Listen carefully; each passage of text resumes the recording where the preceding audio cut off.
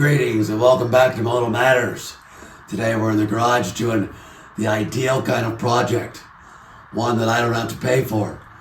So if you've looked at how many subs we have, this channel is clearly not paying for my hobby. So we're working on someone else's bike, KLX110, and we're putting a big bore kit on it. Bigger cylinder, bigger carb. I'm going to keep the stock head, so not go crazy. So that way it kind of looks like a sleeper bike. So enjoy the video.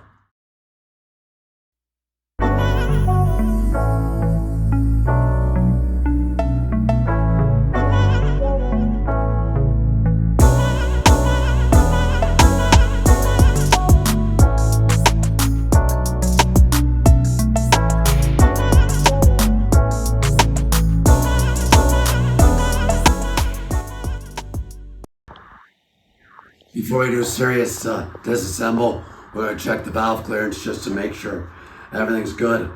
So we pull the spark plug so the cylinder goes over easy. Pull the inspection spot so we can find top dead center easy. Or you can be lazy, which I've talked about in other videos. Just wait till the intake valve will go down.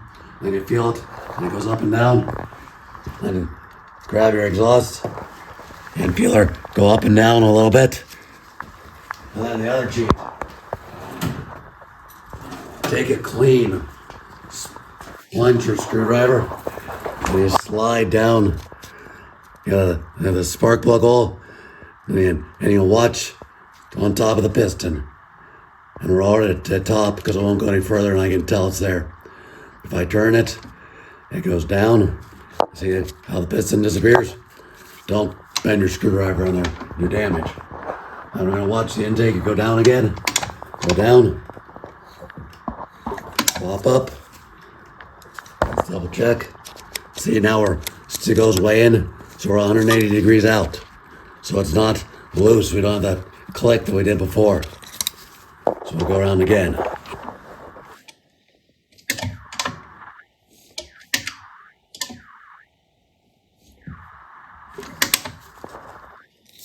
And there we are. Up on top, let's check these clearances. We have an intake valve that is too tight. So I'm going to show you the big 4 strokes have shims. We kind of dealt with that in a different video. These are tappet kind. They make a nice special tool for this.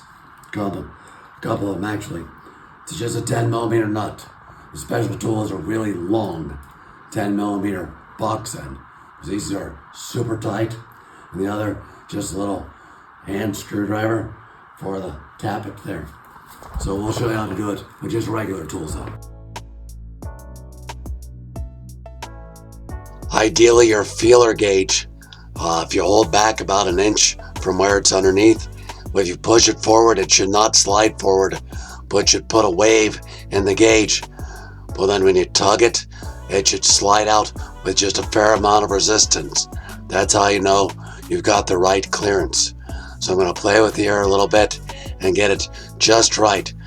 Unlike a shim with these tappets, you can adjust the screw to get it just perfect. Because see how I'm too loose, then too tight, and then just right. When you tighten the nut back down, it always pulls the screw up slightly. So that's why you double, triple check it after you tighten the nut down to make sure you get it where it needs to be. If your valve clearance is too tight and you don't have enough room, that's what happens. Yeah, put the valve through the piston.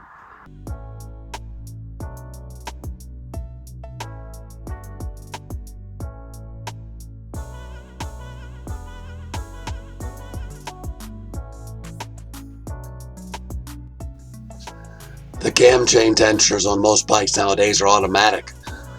So if you take the little cap nut off, bolt, then you stick a screwdriver in there, you can turn it in, which then pulls the tensioner back, making the cam chain loose so you can take it off.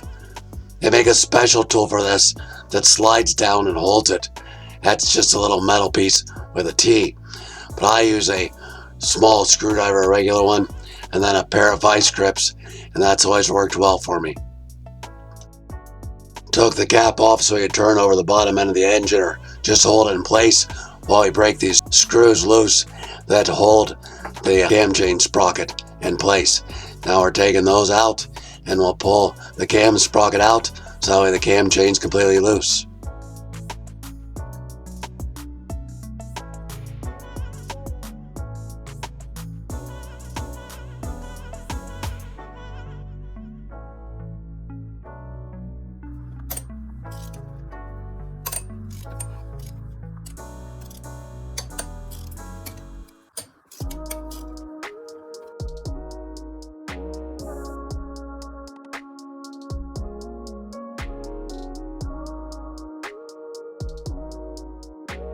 What you see me doing here, don't ever do. Don't ever pry the head of the cylinder off. You can break the fins.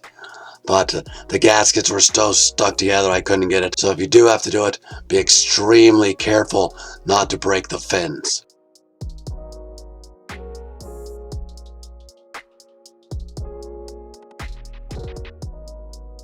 Alright, cylinder off. We're going to pop the circlip on the piston.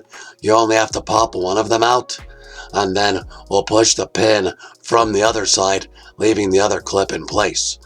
And then we'll have the piston off, ready to start putting it back together with the big bore parts. Alright, now it's time to switch from the stock cylinder to the aftermarket oversized cylinder.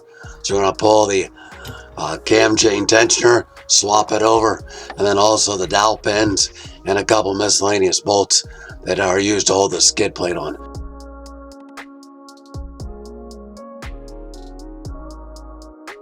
This bike's a 2022, only a couple years old, and look at all that corrosion buildup already. Going steel to aluminum is never good, so I'm putting Never-Seez on them to stop that corrosion. And I also grease and Loctite every bolt to help stop that corrosion, so that way it comes apart easier next time. Right now I'm gapping the piston rings. To learn this step, I'll watch the video linked in the description.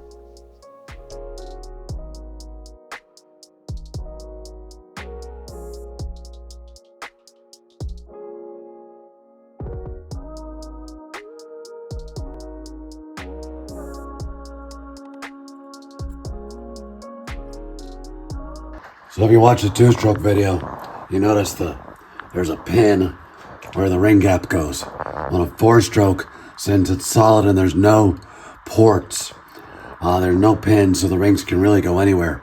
But you don't want them all lined up because that'll make an air gap. So we have the top ring straight down, the other bottom ring over this way, and then the oil ring pointed this way in thirds. So that way we get the best compression possible. Alright, I'm putting one of the piston clips in on the bench. A lot easier, you can hold it at any angle. Then we slide it over the rod and then push the pin through and put the other clip on the other side. Has to be in the bike. You'll also notice we have rags blocking the case so that way you can't drop the clip down inside. I should have done this first rather than before I got the piston on, but I missed a little piece of the old gasket. Scrape it very cautiously and carefully not to gouge into the aluminum. And now I'm sliding the brand new gasket on. Be very careful not to tear it as you get it down in place. Here we are, oiling up the cylinder, oiling up the piston to make sure everything's nice and lubricated. Use your fingers to collapse the rings. And now we're fishing the cam chain back through as we carefully get the cam chain sliders and adjusters in place to push the cylinder down where she needs to go. And make sure you turn your cam chain adjuster back in to get the free play with the cam chain so you can get the sprocket back on once you get the head on. Here we are putting the new head gasket on, and now I'm just cleaning some old carbon buildup out of the head before we slide her back on in place. You notice I'm keeping the cam chain kind of tight, using a hook to keep it pulled out through. Now we carefully, slowly put the head back on and crank it down, crisscross pattern, going step by step in increments, little by little.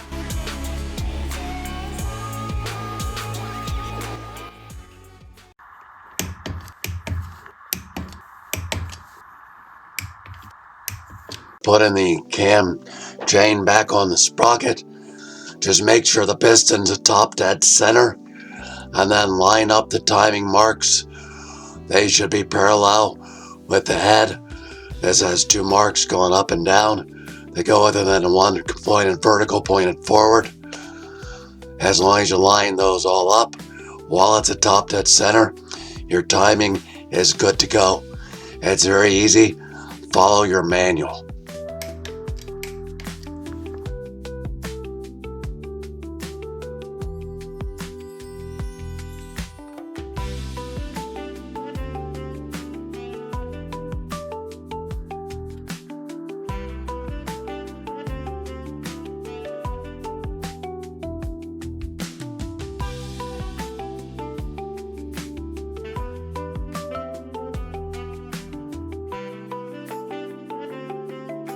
We're swapping out the stock carb, and the stock top of the carburetor is in the stock throttle cable. So here we have to change out a new throttle cable to match up and mate with the new carb.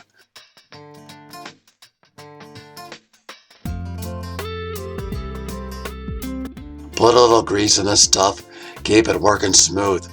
And here you see I have dry slide on the cable, so that way the cable doesn't get stuck or clogged up with debris over time.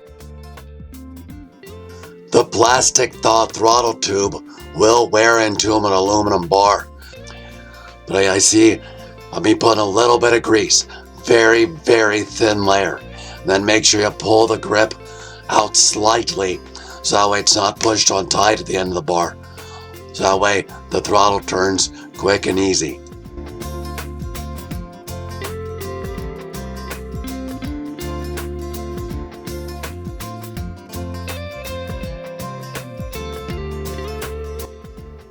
Because the new carb has a wider intake body, we have to put a stud in because you can't drop a bolt in. You see me doing a little cheat? I double nutted the top of the stud so that way I can turn it like a bolt. And then once you get it seated down tight, you loosen your nuts and then spin them right off.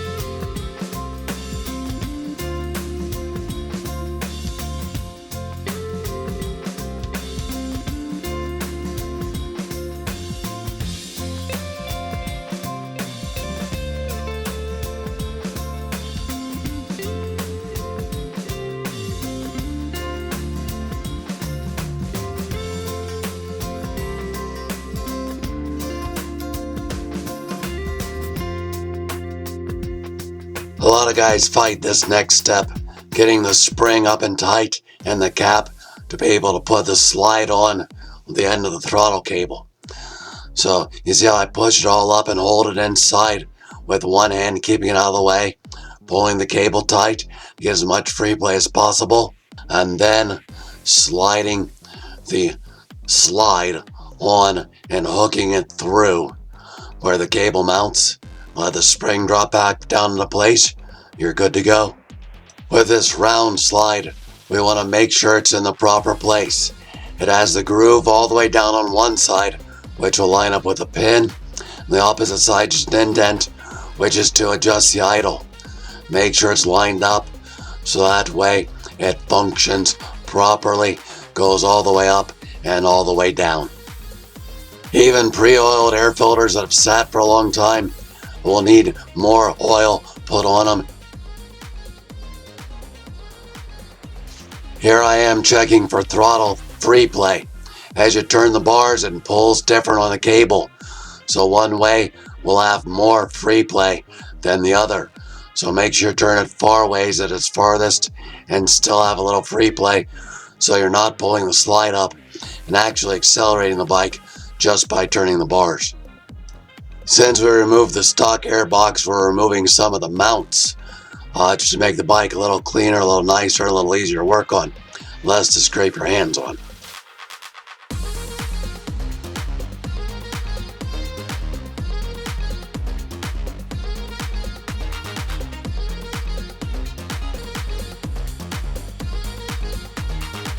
Something often overlooked is the exhaust gasket on the head, and you didn't see me put it in, but you always want a fresh gasket.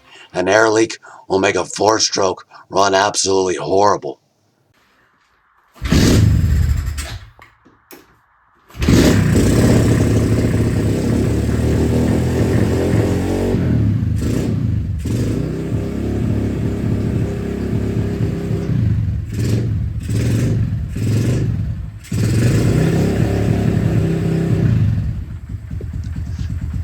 Breaking in this new cylinder, this new piston, we don't want to go too much. Quarter throttle for 15 minutes, let it cool down. Couple heat cycles, then half throttle, let it cool down, and then 3/4 throttle, and it can go wide open. So we didn't tune the car, although just listening to it and riding a little soft throttle, I think it's a little too rich on bottom end. So once we get a little worn in better, we'll tune it up so that way it rips just right. I hope you enjoyed watching this project as much as I enjoyed doing it. Thanks for watching, and please like, share, subscribe.